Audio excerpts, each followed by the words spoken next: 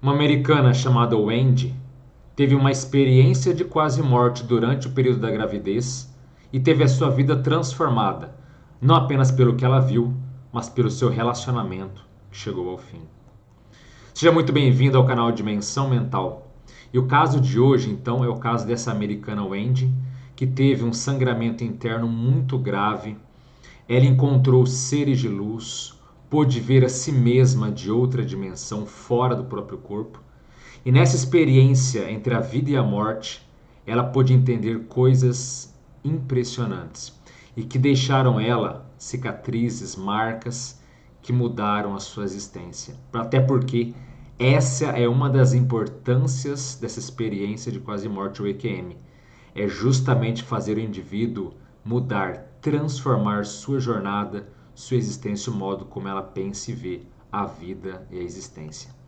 Então a Wendy começa o seu relato da seguinte maneira: eu estava grávida de 10 semanas da minha filha mais nova. Meu marido e eu ficamos emocionados por estarmos esperando depois de anos de infertilidade e veja bem, duas gravidezes ectópicas. Nossa filha mais velha nasceu em dezembro de 1995.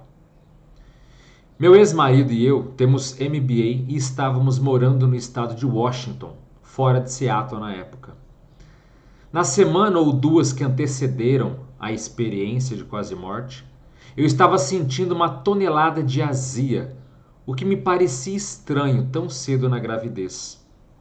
Eu tinha entrado em contato com o escritório de obstetrícia e ginecologia um número incomum de vezes, pois simplesmente não me sentia correta. Correta entre aspas. Eu também estava tendo o mesmo sonho vívido quase todas as noites, o que era incomum para mim, pois raramente me lembrava de meus sonhos. E no sonho mostrava uma violenta tempestade no mar, com um veleiro sendo despedaçado e afundando em pedaços. A sensação geral do sonho era de um rasgo violento, e eu vi os mastros se partirem e caírem, e todas as presilhas de metal puxarem o barco, que também parecia estranho para um navio afundando. Tive a sensação de que alguém estava tentando chamar minha atenção, mas não sabia o que fazer com o repetido sonho perturbador. Eu estava trabalhando em casa sozinha, no início de agosto de 97. E eu simplesmente não conseguia ficar confortável com a azia e a sensação de mau presságio. Seria uma desgraça iminente? Bem, aquilo estava se tornando insuportável. Saí da minha mesa e fui para o banheiro pela enésima vez, sentindo que ia vomitar. Eu tentava deitar na cama, mas não conseguia ficar confortável. Entrei no banheiro principal mais uma vez, quando de repente senti uma dor alucinante em meu abdômen e a sensação de algo rasgando, assim como em meus sonhos. Olhei para meu estômago com surpresa, pois parecia que alguém tinha enfiado uma faca em mim. Desmaiei no chão do banheiro, o que nunca tinha acontecido antes. Voltei à consciência, porque pude ouvir meu nome sendo chamado repetidamente por uma voz masculina com muita urgência. Eu estava deitada no chão me contorcendo de dor e tão surpresa que meu banheiro estava cheio de vários grandes seres de luz, que eu posso chamá-los de anjos. E, vamos dizer assim, um desses anjos, que era masculino, falou comigo e foi direto ao ponto. Você precisa de ajuda agora, ou você vai voltar para casa. Eu disse a ele que não conseguia andar. Eu estava me contorcendo no chão, sentindo como se um órgão tivesse estourado. E ele me disse: tudo o que você precisa fazer é estar disposta a tentar ficar de quatro. Então podemos ajudá-la. Veja bem, Um desses seres de luz estava falando isso para ela. E ela disse: eu consegui fazer isso. E tive a estranha sensação, quer dizer, ela conseguiu ficar de 4 e teve a estranha sensação de ser levantada para o telefone que estava na mesa da cabeceira do quarto, ao lado do banheiro principal. É como se eu tivesse voado para lá a alguns centímetros do chão, ainda de 4. Estranhamente, nunca pensei em ligar para o 911, até porque nunca tinha feito antes. Foi então que o anjo me disse para pedir ajuda. Então liguei para o meu marido no trabalho. Meu marido trabalhava a 5 minutos de casa e acho que foi a primeira e única, que falei com ele no telefone do trabalho. Liguei para o escritório de obstetrícia e ginecologia e eles nos disseram para irmos imediatamente para o escritório deles, que ficava ao lado do hospital local. Eles nos instruíram a não estacionar nosso carro, mas apenas parar na porta mais próxima e eles me encontrariam com uma cadeira de rodas. Eles me disseram para não andar. Suponho que eles estavam pensando que eu estava tendo um aborto espontâneo, embora eu tivesse dito a eles que não havia qualquer sangue em meu abdômen e que estava inclusive começando a se distender. Na época, eu não percebi que o que eu tinha era o sinal de um grande sangramento abdominal. Fui levada imediatamente para a sala de ultrassom do consultório do médico. Foi preciso tanto o ultrassonografista quanto meu marido para me colocar na mesa de exame, pois eu estava dobrada de dor. O ultrassonografista não conseguiu visualizar nenhum órgão, pois havia muito sangue sendo perdido internamente. Ele correu para pedir ajuda e voltou com uma parteira e um ginecologista. O médico deu uma boa olhada na tela e me disse que eu precisava ser internada no andar superior do hospital. Eu me senti grata, pois meu consultório de obstetrícia era localizado bem no hospital, que era um local realmente respeitável. Nossa filha mais velha nasceu lá em 95 e estivemos lá muitas vezes ao longo dos anos, incluindo minhas 2 gestações ectópicas em 94 e 96. Então fui instruída a não sair da cama nem para usar o banheiro e que a prioridade máxima era começar a receber transfusões, bem como encontrar a fonte do sangramento.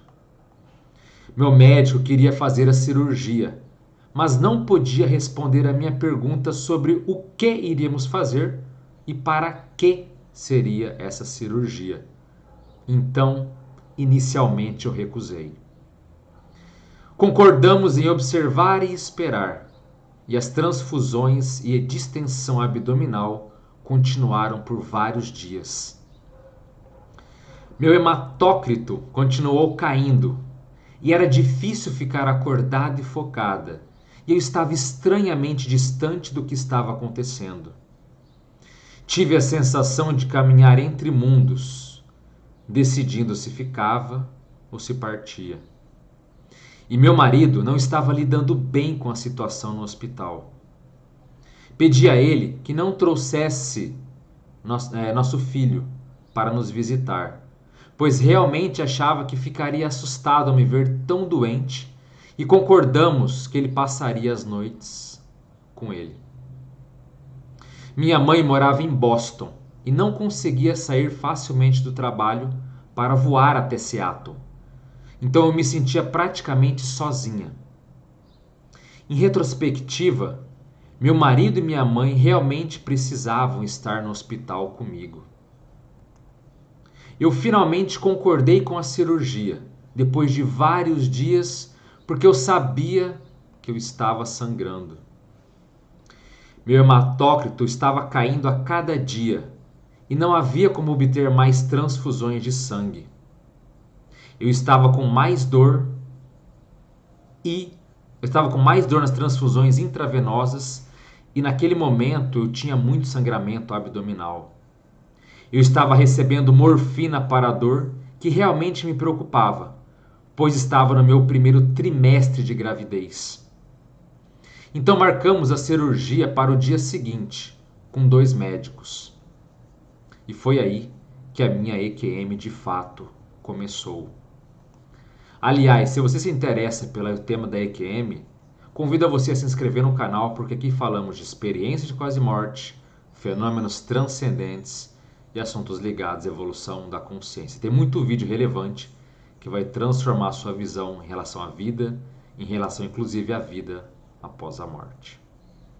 Continuando então, a Wendy disse o seguinte: na noite anterior à cirurgia, tentei relaxar depois do jantar para descansar o máximo possível pela manhã. Tentei visualizar um ótimo resultado da cirurgia e, no momento em que consegui, eu saí do meu corpo com uma sensação de alívio. Eu me sentia fantástica. Me senti como sendo eu novamente. Olhei para o meu corpo na cama e fiquei impressionada com o quão pálida eu estava. Eu comentei comigo mesma: uau, ela está realmente mal. Ela está mais branca que os lençóis. Eu não me via há dias desde que fui hospitalizada e achei engraçado pensar que o cabelo dela está uma bagunça. Eu estava na cama há dias e não acho que escovamos meu cabelo e certamente não o lavamos. Percebi que estava bastante dissociada daquele corpo e me referia a mim mesma em terceira pessoa. Em um nível, isso me preocupou, mas eu estava tão animada por estar sem dor e por me sentir tão fantástica. Eu queria mesmo era explorar. Flutuei pelo teto do meu quarto do hospital e imediatamente vi uma luz branca naquele local. Foi lindo. Me lembro de pensar: oh, por favor, não me faça andar por um longo túnel. Eu estou totalmente sem energia. Foi então que uma longa escada rolante imaculada apareceu imediatamente. E eu estava tão grata por pisar nela com a minha forma de alma pura. Veja bem, ela estava sem energia para ir, né, para a luz. E quando ela se queixou, quando ela, pô, não dá um túnel, eu estou sem energia. Veja bem, materializar uma escada rolante para ela, isso aí é difícil de ter. Continuando. Sentia que parecia uma linda esfera, uma bola de praia branca, cheia de energia brilhando em todas as direções. Mas eu estava muito vazia e incapaz de ser redonda como uma bola, devido ao meu problema de saúde. Foi então que apoiei-me no corrimão da escada rolante com gratidão. Ela subia e foi subindo até a luz. Eu não tive nenhuma noção do tempo. No segundo em que desci daquela, entre aspas, escada rolante, fui recebida por cerca de 20 seres de luz. Parecia um tipo bem-vinda ao seu lar. A festa de boas-vindas incluiu os anjos que me ajudaram alguns dias antes, pedindo ajuda num banheiro, sem contar outros 2 conjuntos de avós e outros seres, outros entes queridos que também já tinham falecido. Achei intrigante que meus avós paternos estivessem lá, pois nunca havia os conhecido nessa vida. Eles morreram bem antes do meu nascimento. O grupo todo me deu um abraço tremendo que foi inacreditável. Não foi apenas amor e apoio incondicional e nenhum julgamento, não apenas isso, mas também foi um abraço de energia, um abraço que eu precisava, pois eu estava sangrando há muito tempo. Foi uma felicidade só. Continuei tentando olhar para cima de seus ombros e passando por eles enquanto estava sendo atraída por aquela luz branca. Mas eles me seguraram bem ali, ainda no topo da escada rolante.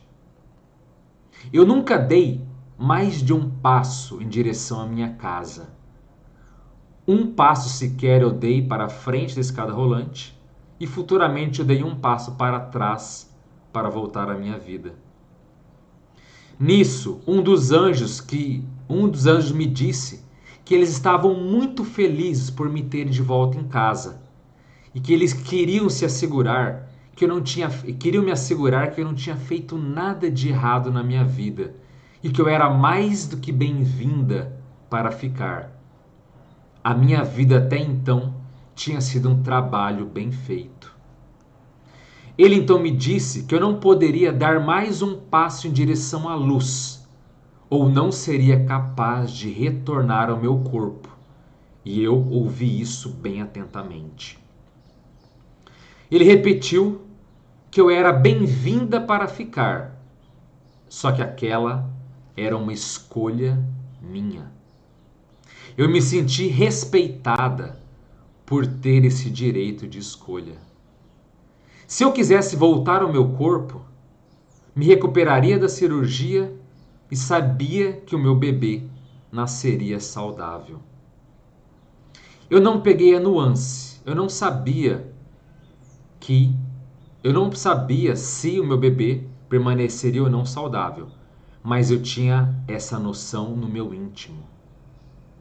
Mas a vida ficaria muito difícil e provavelmente seria difícil por muitos anos, pois eu não estava no meu caminho habitual. Então, se ela voltasse, ela sabia que teria muitas dificuldades na vida. E isso realmente me preocupou. Eu queria tanto estar fazendo as coisas certas com a minha existência. Perguntei ao anjo qual era o propósito da minha vida. E ele disse que queria tanto cumprir, ele disse que eu teria tanto que cumprir meu propósito, mas ele apenas balançou a cabeça suavemente e não respondeu a minha pergunta. Olhei para os outros e eles encenaram várias versões, dizendo que eu precisavam jogar a chave fora, dizendo que não podiam falar sobre isso. E a cena deles pareceu bem engraçada.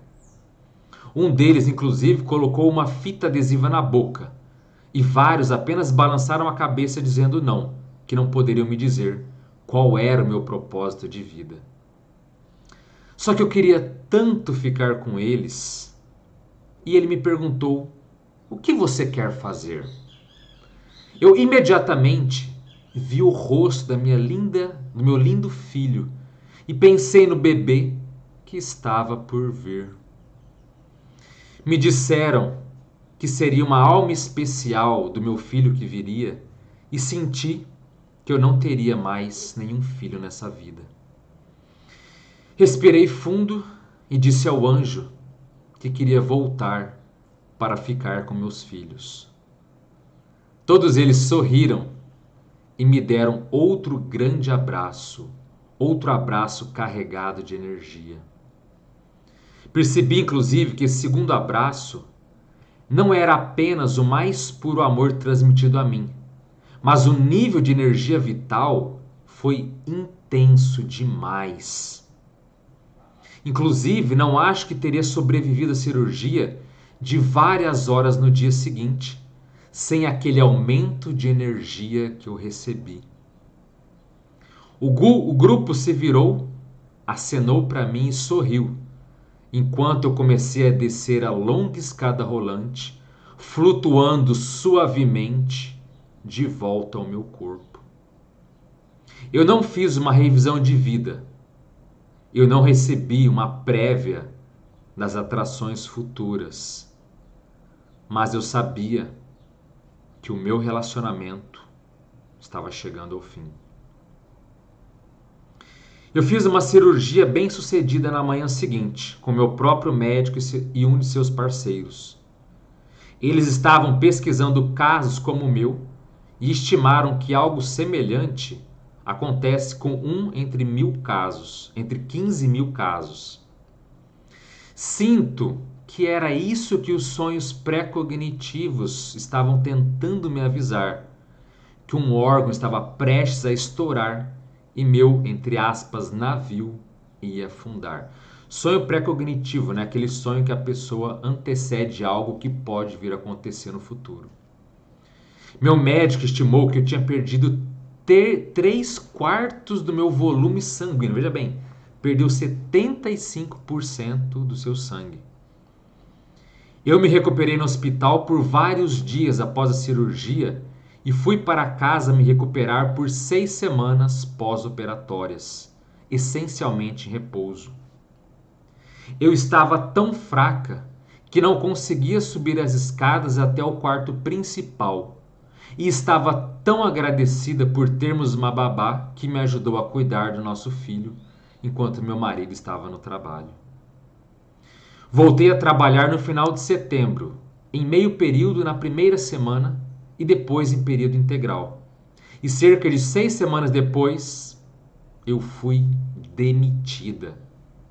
Foi um choque enorme, pois eu estava com meu emprego há cerca de 3 anos e tinha avaliações de desempenho brilhantes. Eu realmente gostava daquele trabalho. O anjo me disse que as coisas estavam prestes a ficar difíceis. Agora tínhamos perdido não apenas minha renda e benefícios, mas também o seguro de saúde da minha família. Como eu ia conseguir cuidados médicos durante a gravidez e para o parto? E o pediatra? E se meu marido então precisasse de cuidados? Como iríamos fazer? Exatamente uma semana depois, meu marido voltou do trabalho para me dizer que sua empresa de software havia acabado de fazer uma grande demissão. Os sócios e alguns funcionários-chave optaram por ficar e aderiram ao dias de pagamento sem pagamento. Nunca tinha ouvido esse termo. Ele me explicou que a melhor estratégia era tentar vender a empresa, que ele possuía com mais outros sócios, e que eles precisavam concluir o trabalho dos contratos que já haviam sido pagos, mas não concluíram. Então, em vez de procurar um novo emprego, ele continuaria trabalhando de 60 a 80 horas por semana para uma empresa de software que estava falida. Eu ainda estava tentando recuperar minha saúde, não indo bem com minha própria busca de emprego e agora visivelmente grávida para os demais. Concordamos que eu deveria me concentrar na minha saúde e cuidar das finanças da família, pois estávamos rapidamente queimando nossas economias limitadas. Tínhamos comprado recentemente uma casa e uma minivan para dar as boas-vindas ao nosso segundo filho. Tínhamos cortado as despesas até o osso e estávamos gastando rapidamente. Então concordamos que a melhor jogada era eu pedir um empréstimo para minha mãe até que eu conseguisse um novo trabalho. Minha mãe sacrificou muito para nos ajudar graciosamente a pagar nossas contas por cerca de 4 meses e nos sentimos realmente afortunados. Conseguimos manter nossa casa e nossa van. Consegui encontrar um seguro de saúde sem custo para mim e para nosso bebê, num programa chamado WIC, que em inglês é Mulheres, Bebês e Crianças, por meio de um panfleto que vi no consultório do meu pediatra na sala de espera. Ouvi um anjo dizer: "Olhe, olhe." Como continuei a ouvir, veja, continuei a ouvi-los de tempos em tempos após a minha EQM. Então, após a experiência de quase morte, ela conseguiu ouvir a voz, a chamada clareaudiência desses seres de luz, desses amparadores, desses anjos, né? Então, ela ouviu, olhe, olhe, e de repente eu vi o panfleto. Esse programa, esse WIC, também nos forneceu alguns alimentos necessários, o que eu achei até um tanto quanto constrangedor. Nossa filha milagrosa nasceu uma semana antes, em 13 de março de 1998, por indução, pois meu médico estava preocupado que Taylor, meu filho, estava ficando grande demais para vir por parto normal. Mesmo assim, foi um parto de risco, pois poderia haver um novo rompimento durante esse estresse e tudo que aconteceu comigo na EQM poderia retornar. Escolhi dar à luz no meu bebê a um hospital comunitário com meu próprio obstetra e ginecologista, pois eles faziam cerca de 5.000 partos por ano, e meu instinto não era ir ao centro médico da cidade, que era um hospital universitário. O hospital designou uma enfermeira particular para o trabalho de parto e criou também uma equipe para fazê-lo. Até mesmo uma enfermeira adicional foi adicionada ao programa do dia para fazer o meu parto, que eu fiquei extremamente grata ao hospital por ter feito isso por mim. E felizmente o parto foi fisicamente mais fácil do que do meu primeiro filho. Uma vez que estávamos em casa e nos instalando logo após o parto, ouvi minha intuição, ou meu anjo, como você quiser chamar esse profundo conhecimento dentro de você, dizendo gentilmente: seu contrato com o seu marido está feito. Veja bem, o amparador, o ser de luz, o anjo diz para ela: seu contrato com o seu marido está feito. Eu não entendi o conceito de contratos de alma na época, mas acredito que foi isso que ele quis dizer. Essa foi a referência. Meu coração caiu no chão quando agora eu estava sentindo que realmente meu casamento ia acabar. Aceitei um novo emprego quando meu filho novo, Taylor, tinha 3 meses e comecei a trabalhar, sabe aonde? No exato hospital onde tudo aconteceu, onde eu passei pela minha experiência de quase morte. Sonho realizado, e fiquei lá por mais de 6 anos. Meu marido e eu nos divorciamos após 15 anos de casamento, quando os meninos tinham 6 e 8 anos. Nunca tendo falado sobre a EQM de uma maneira que fosse útil nesse período. Minha mãe se mudou de Boston quando se aposentou e concordamos em dividir uma casa até que pudéssemos construir. Depois de uma grande busca, encontramos uma casa mais antiga para comprar, que tinha um terreno plano que era grande o suficiente para a casa ter 2 famílias. Um dia antes de mamãe e eu fecharmos com o segundo lote, recebi um telefonema estranho da secretária do meu chefe para encontrá-lo na área de recursos humanos no dia seguinte. Todos os pelos do meu corpo se arrepiaram e novamente ouvi a voz do anjo dizer: prepare-se. Assumi que era uma demissão, bem quando estava me divorciando e comprando uma casa com 2 lotes para construir. Meu Deus, seria mesmo isso? Fui ao RH no dia seguinte com o meu melhor terno e com minha cabeça erguida. Eu me recusei a assinar o acordo insignificante, pois naquele momento estava ouvindo do meu anjo: resista, resista. Entreguei meu crachá e as chaves e esvaziei meu escritório. Eu dirigi direto para a casa nova para estacionar na garagem. Os antigos proprietários tinham se mudado para fora do estado, pois o fechamento estava marcado para aquele dia. Pedi por clareza: devemos prosseguir com a compra da casa ou cancelar? Faltava cerca de 1 hora para o fechamento do contrato. Eu não tinha emprego e 2 garotinhas muito tristes que agora... 2 filhos muito tristes, garotinhos muito tristes, que agora precisavam se ajustar ao divórcio e ficar entre 2 casas. Nisso, eu ouvi uma voz dizendo para mim: continue. Surpreendentemente, o credor não fez uma verificação final com meu empregador e meu empréstimo foi aprovado, embora eu estivesse tecnicamente desempregada e minha mãe aposentada. Nós não nos qualificávamos mais para esse empréstimo. Negociei um pacote de indenização mais favorável com meu ex-patrão. Procurei emprego por 2 meses e aceitei a melhor oferta que recebi com um acordo de que não começaria até o dia 2 de janeiro. Isso me deu tempo para ajudar os meninos a se adaptarem a uma rotina completamente nova, por serem voluntários em suas escolas, para iniciar tanto o aconselhamento familiar, quanto para fazer com que minha mãe e eu nos instalássemos nessa nova casa e iniciar a solicitação de construção. Demorou 3 anos para obter essa licença de construção, mas continuei ouvindo. Persevere, persevere.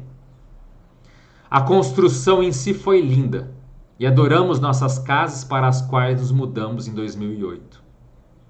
Estávamos finalmente em nosso novo duplex e adorando. Minha carreira estava indo bem, eu tinha grandes amigos e os meninos estavam indo bem no colégio também. Eu finalmente estava disposto a falar publicamente sobre minha EQM a partir de 2018. Veja bem, levei mais de 20 anos para descompactar essa experiência. E acho notável que as EQMs não sejam esquecidas de forma alguma. Elas são mais reais do que qualquer coisa em sua vida. A experiência, inclusive, continua ensinando a moldar você. Ela não diminui ou desaparece. E você está de volta à experiência quando fala sobre isso. As memórias simplesmente não somem.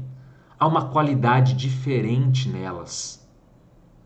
E à medida que surgem novas coisas importantes, elas geralmente se alinham com a experiência de quase morte, ou você entende mais as sutilezas do que acontece.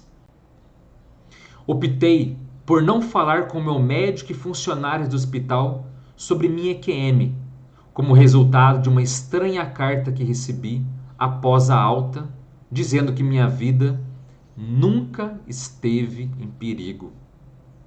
Parecia uma carta modelo do gerenciamento de riscos ou do conselho interno.